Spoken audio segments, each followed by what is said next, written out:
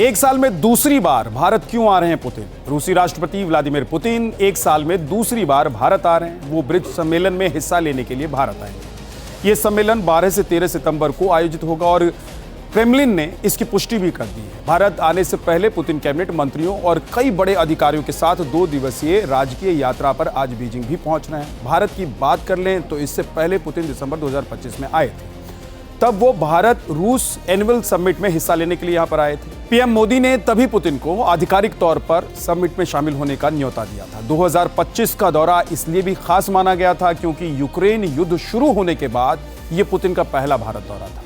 इस महीने की शुरुआत रूस के विदेश मंत्री सर्गेई लावरोव ब्रिक्स देशों के विदेश मंत्रियों की बैठक के लिए भारत आए थे और इस साल भारत ब्रिक्स की अध्यक्षता कर रहा है। भारत की अध्यक्षता के दौरान पूरे साल देश के अलग अलग शहरों में कई बड़ी बैठकें हो रही हैं। मंत्रियों के स्तर के सम्मेलन और कार्यकारी समूहों की चर्चाएं आयोजित की जा रही हैं। यूक्रेन युद्ध, अमेरिका, इजराइल और ईरान युद्ध के बीच भारत की अध्यक्षता इसलिए भी अहम मानी जा रही है क्योंकि इस समय दुनिया कई बड़े संकटों से गुजर रही है। वैश्विक आर्थिक अनिश्चितता के बीच ब्रिक्स खुद को पश्चिमी देशों के प्रभाव के मुकाबले एक वैकल्पिक मंच के रूप में पेश करने की कोशिश कर रहा है। ब्रिक्स क्या है?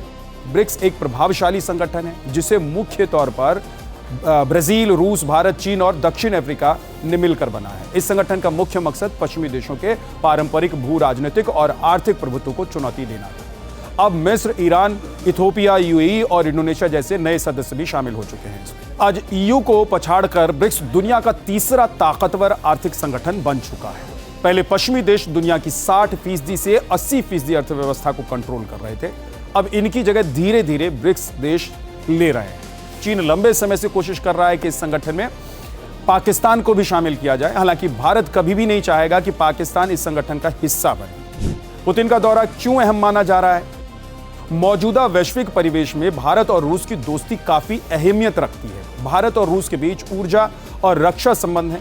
खासतौर पर पिछले कई दशकों से दोनों देशों के बीच रक्षा सहयोग और ऊर्जा संबंध काफी करीबी माने जाते रहे हैं। यूक्रेन युद्ध शुरू होने के बाद जब पश्चिमी देशों ने रूस पर आर्थिक प्रतिबंधों की झड़ी लगा दी थी, तब भारत ने सस्ते में रूस से तेल खरीदा। 2022 में यूक्रेन युद्ध की शुरुआत के बाद से रूस से भारत के तेल आयात में जबरदस्त बढ़ोतरी देखने को मिली है। संघर्ष से पहले भारत के कुल तेल आयात में रूसी कच्चे तेल की हिस्सेदारी सिर्फ 0.2% से 1% के बीच थी। हालांकि अब यह आंकड़ा बढ़कर लगभग 35% से 40% तक पहुंच गया है।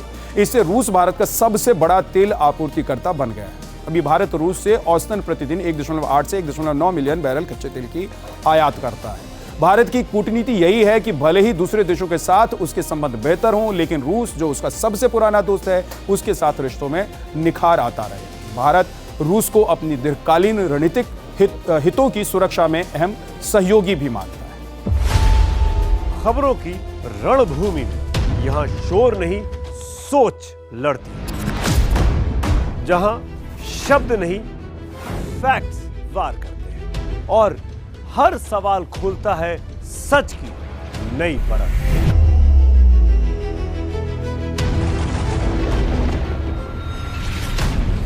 चक्रव्यूह आपके अपने सुमित अवस्थी के साथ सोमवार से शुक्रवार शाम 6:57 पर टाइम्स नाउ नव भारत पर।